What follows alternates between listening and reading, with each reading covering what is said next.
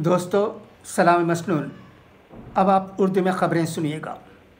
अब जानते हैं कि किसानों का एहतिजाज है। दिल्ली के करीब किसान जमा हुए हैं और आंदोलन कर रहे हैं।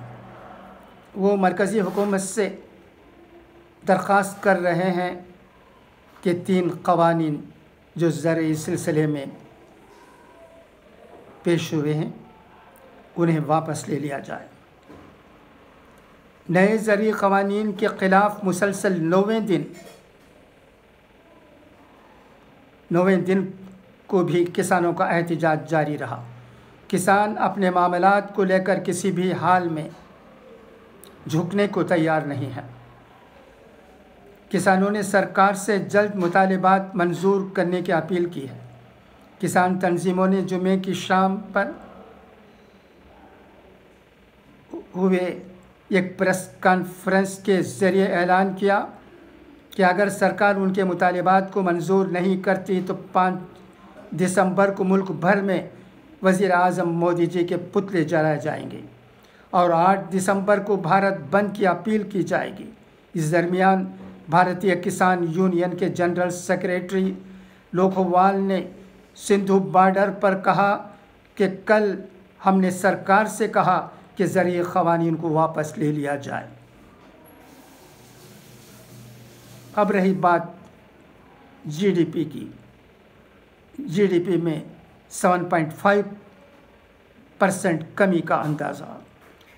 रिज़र्व बैंक ऑफ इंडिया ने जुमे को ऐलान की जाने वाली मॉनेटरी पॉलिसी में मुसलसल तीसरी मर्तबा रेपो रेट और रिवर्स रेपो रेट में कोई तब्दीली नहीं की है। रिज़र्व बैंक की मॉनेटरी पॉलिसी कमेटी के इजलास के बाद आज इसका ऐलान गवर्नर शक्तिकांत दास ने किया। आरबीआई ने रेपो रेट को 4% और रिवर्स रेपो रेट को भी 3%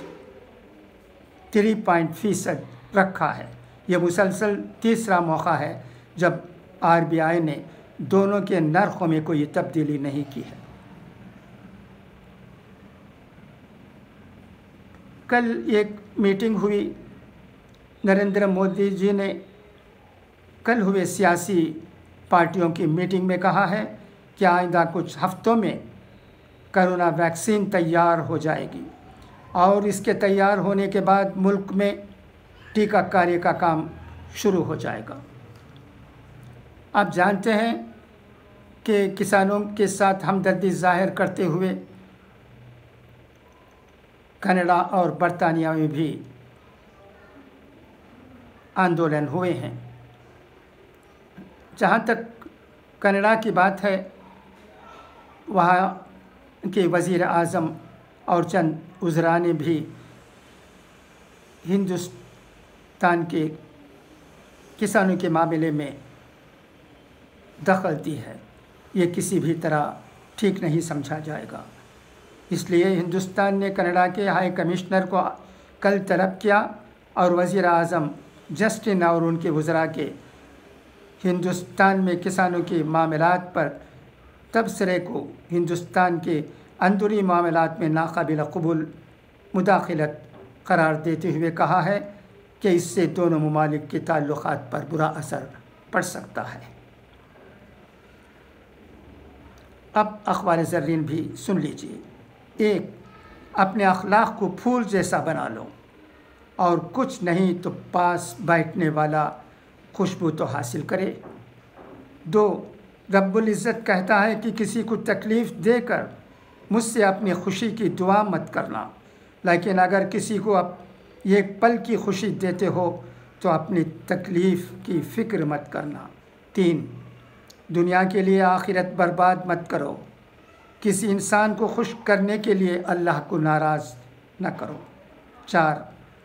जो तकलीफ़ तुम खुद बर्दाश्त नहीं कर सकते तो वो किसी दूसरे को भी ना दो। 5. अगर हम अपने फ़राइज़ अदा करना शुरू कर दें तो हमारे हुकूक़ का मसला खुद ब खुद हल हो जाएगा, क्योंकि हमारे फ़राइज़ दूसरों के हुकूक़ हैं। ये रही चंद बातें आज की ख़बरों से जो कि मैंने आपके सामने रख दी है। फिर इंशाअल्लाह कल मुलाकात होगी। तब तक के लिए आपका ये भाई इजाज़त चाहता है।